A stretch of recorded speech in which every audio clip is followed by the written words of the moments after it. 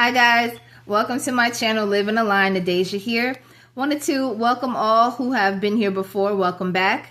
Thank you for joining me again. For those of you who are new to my channel, welcome, and I hope that you like the content, subscribe, and comment if you choose to. Definitely appreciate the input and the feedback. Now I want to talk to guys today about a particular, I guess I would call it, thrill of the hunt. Gentlemen, when you guys see a woman that is attractive to you and you are interested in her, right? And you decide to pursue her, you step up to her, you ask her a question, you try to get her number, try to see what she's all about. Hey, do you have a man?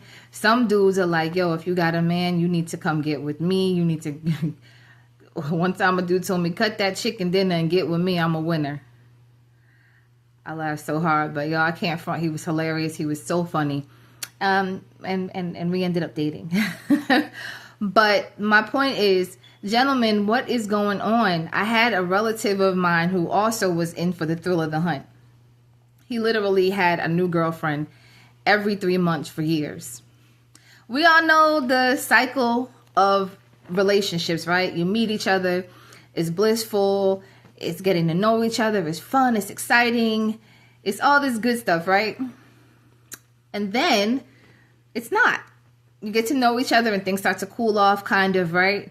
You've dated, you've talked, you've learned about each other, maybe introduced each other to family within, I would say, 3 to 6 months.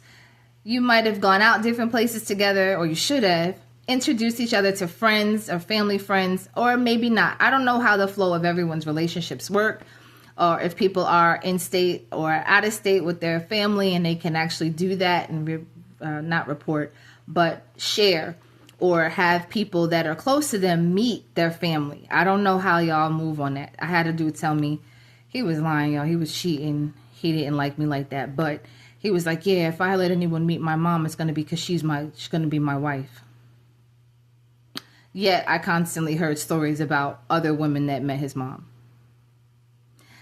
Alrighty then, so that was that. We are not together. That person was not for me. That's okay. So my point is, guys, this thrill of the hunt where you have so much fun chasing the woman, right? Get her number, you get her, you've caught her. She's liking you, you're liking her. You guys are spending time together, you're having fun, you're going out, you're dating, right? You guys are enjoying each other's company, having fun, getting to know each other. Then it starts to cool off. Now things start to settle in, right? I talk about this also with marriage, but I'm going to stick right now to just the thrill of the hunt with dating. Because I learned that people want what they can't have. People are more attracted to women. I heard from my uncle R.C. Blakes and my cousin, which I call him cousin, Tony Gaskins Jr. He's not my real cousin, guys, just so that you know. He's not my real cousin. However, I call him that because he feels like family to me, because it feels like the guy in the family that gives me advice that I never had. And Uncle R.C. Blakes, I call him my uncle because he's older. He's in his 60s, and no, he's not a relative of mine at all. However, he feels like that relative that's just going to give you the real deal to kind of help you as a woman to navigate life and the pitfalls of men out here. And I'm not saying men are bad. I'm just saying a lot of them don't mean you any good. A lot of them, their intentions and their heart is not really upright toward most women. And that's just the truth. Some of them are. Some of them are well-intentioned men who desire to be with women in a good way and don't want to play with her, just sleep with her and waste her time or see what they can get out of her. A lot of times people are that way, but a lot of people are not. So you have to be careful, and they help you navigate. They help me to navigate being mindful and watching out for certain signs and red flags of men who may be that way, who might be ill-intentioned toward me. And other women, they just have podcasts, so you can look them up on YouTube. They're really good. But guys, the thrill of the hunt. It seems like after the thrill is gone, you no longer want to be bothered. I had a friend of mine. Okay, I'm not going to talk about that. But basically, I had a friend of mine who had experienced something like that, where it was like, dang, like, he seemed like he was so interested in me, and now that I gave him my number, he just seemed like he completely cooled off. I myself am going to talk about me. Okay, guys? So let me just tell y'all. I had a dude that was after me for 2 years. I was in a relationship, and every time I would go to this particular place, I would see him. Not every time, but I saw him a couple of times. He was like, yo, you still got a man? I'm like, yeah, I got a man. Yeah, I got a man. I'm not available. Now, finally, I was available. Don't you know he got my number? Never used it. And that happened to me a couple times. And this is people that I had met over a period of time, where I saw them and they was just, you're always flirting. Hey, what's up? When we gonna go out? Hey, when are you gonna let me marry you? Hey, when we gonna... What? That's how I know you was playing. Because ain't no guy trying to let the word marriage fall out his mouth and be serious. I don't even know your last name, sir. You don't know mine. You just see me and say, oh, this, I like you. Let me take you out. Give me a chance. All this stuff.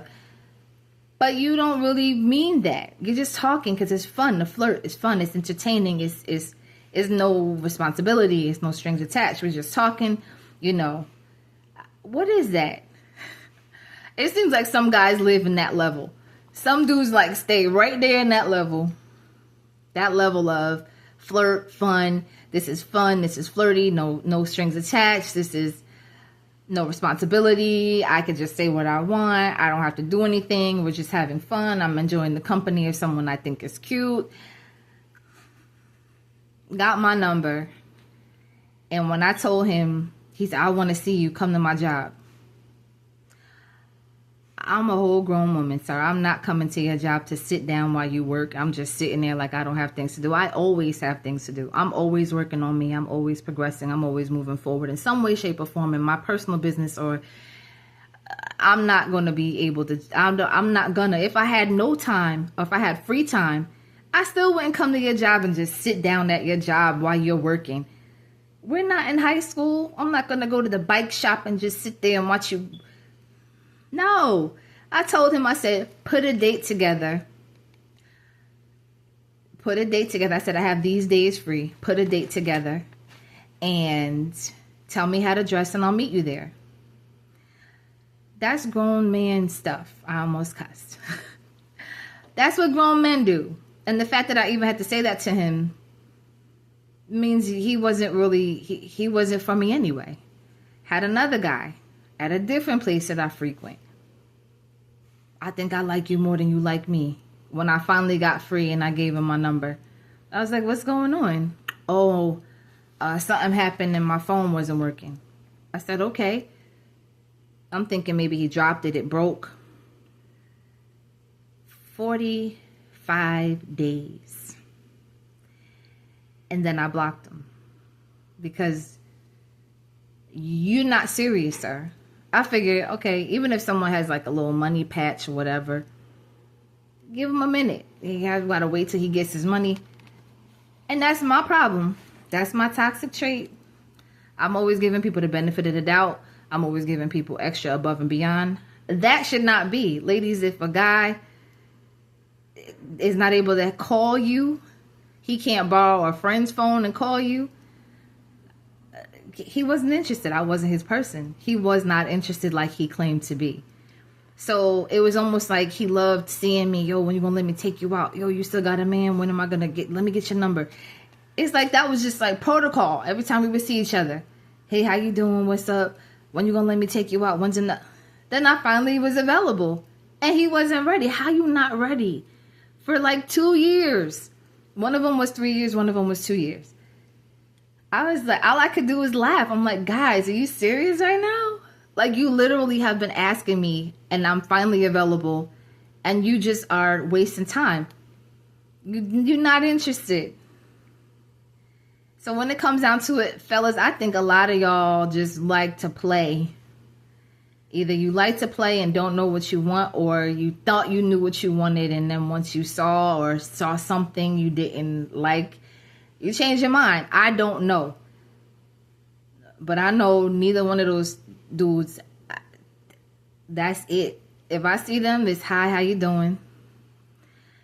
I'm not going to sit and powwow with you. I don't care why you didn't call. I don't care. You didn't call. Apparently you weren't interested. That's like having And I know I'm not going to say that. I'm about to say that's like having a ticket to the $1 million lottery. I mean, for the right person, that's what it would be like. Because if a lot of people are looking for relationships and they're like, hey, I want to be with somebody. I'm looking for a mate. I'm looking for my wife. See, a lot of dudes not looking for a wife. They're looking for a good time. A lot of dudes are not looking for forever. They're looking for right now. A lot of dudes are not looking for permanent. They're looking for temporary. And they're not really caring about the future like that. What's up right now? What's up right now? So, and these are dudes that are local to me. I've had my share of distance. Never ever. If you're not local to me, I have nothing to say. No, we can't talk. No, I'm not giving you my phone number. No, we're not going out. I'm not meeting you. When's the next time you come into New Jersey? I don't know. But it don't matter, because when I get there, ain't going to be nothing popping off anyway. It's going to be to see my family, hang out with my girlfriends, and then I'm coming back home to Georgia. Okay? So, guys, what is the thrill of the hunt all about? Please talk to me in the comments and let me know. Why do y'all do that and then it materializes into nothing? Is it just a whole bunch of fun to chase the woman and to have her say no? I heard that men only respect a woman that will walk away from them, because if they really want her and they don't want to lose her, then they're going to value her and they're going to do everything that they can, but because they know she will walk away. But in this case, it's the thrill of the hunt. Dudes just like to flirt and just talk a lot. Say things. Hey, when you gonna let me take you out? Because I've been saying no for 2 years. Now I say yes. Now you like a deer in the headlights, right? Other dude gave you my number. I say put something together. You're not interested. It was just something to do. I don't know. Apparently I wasn't their cup of tea, and that's okay. I'm somebody's cup of tea though. And in due time, the connection will happen. But in the meantime, guys, I want to thank you for your time and just spending this time with me. I'm going to stop saying I'm going to come on real quick, and I don't feel like I should have to rush. If I'm having a talk with you guys and you don't have the time for it, then that's one thing. But I want to take my time and actually mix in my personal with other examples and just be able to be free to talk. I don't think everything should have to be a 2-minute talk. If people are that impatient nowadays where they just don't want to be bothered, then it's okay. Some of my videos are shorter than others, but some of them are going to be longer because I have experiences that I want to share with y'all. And I want y'all to share y'all experiences with me too. And just help us to understand what is really going on with this culture today where people love the thrill of the hunt. Nobody wants to hold on and deal with or have the interaction of a real relationship. I don't think real relationships are supposed to be boring either. I think they're supposed to be a lot of fun between two people. It's not going to be an amusement park ride every day, because after a while, even when I was married, it sizzles down. It's not a whole bunch of fun stuff anymore. Eventually, you learn what is going on with that person. You learn all about that person, and then y'all are doing life together.